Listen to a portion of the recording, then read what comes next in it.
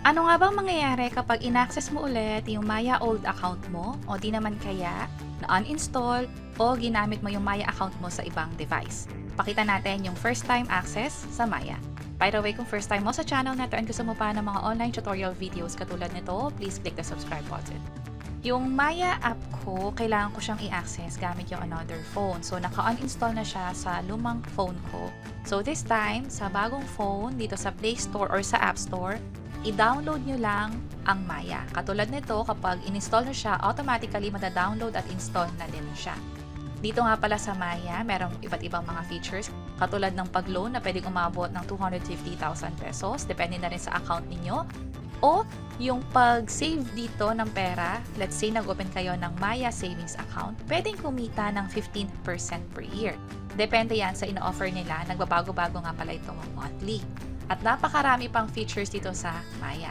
So maganda nga naman na magamit natin ito. So ang gagawin ko ay ida-download ko na to at i-install na rin sa phone ko. Mabilis lang naman to ma-download at install katulad nito. Right away makikita nyo na yung open na button. Ibig sabihin successfully installed na yung Maya app sa phone niyo. At katulad nga nito, every time na i-open nyo yung cellphone niyo, makikita nyo na yung Maya logo sa phone. I-open nyo lang yan at makikita nyo agad tong data privacy. Ito yung may encounter nyo kaagad pag first time nyo gagamitin yung Maya sa device na ginagamit ninyo. Ang gagawin nyo lang, proceed lang kayo, agree and continue dito. Next, itap lang yung continue. At sa akin, i-allow ko yung device location while using the app. At mula dito, pwede nang mag-start ng account or mag-login. Yung start ng account, kung sakaling wala pa kayong Maya account, ito yung pag-register. Kailangan nyo lang kompletuhin yung mga hihingin nila na information. Katulad ng first name o yung kompletong pangalan ninyo, maging email address. Pero dahil nga hindi naman tayo mag-register, mag-login tayo ulit sa panibagong device, piliin lang yung login na button. I-enter lang dito yung cellphone number ninyo sa Maya at maging yung password. Kung sakaling kailangan nyong i-view yung password, i-tap lang tong I icon sa gilid para makita yung type yung password. I-hide ko lang ulit to at mag-login na. At katulad ng sa GCash, mag-login kayo pero kailangan muna ng selfie. I-verify lang talaga ng Maya kung kayo ba talaga yung ma-access na account ninyo. Sa akin, hindi naman ako nagkaroon ng error sa pag-selfie. By the way, sa pag-selfie nga pala, ito yung mga kailangan sundin. Kailangan maliwanag yung pagkakakuha. Wala rin dapat nakaharang na kahit anong accessories katulad ng salamin o face mask sa mukha ninyo. At pag nag-verify na nga, mag-ready na sa pag-selfie. Kailangan din pumikit or kumura para makapag-proceed or para maging successful yung pag-selfie. At kapag okay na, mag-load lang. At may option din kayo na i-enable yung screen login. Para saan ba to?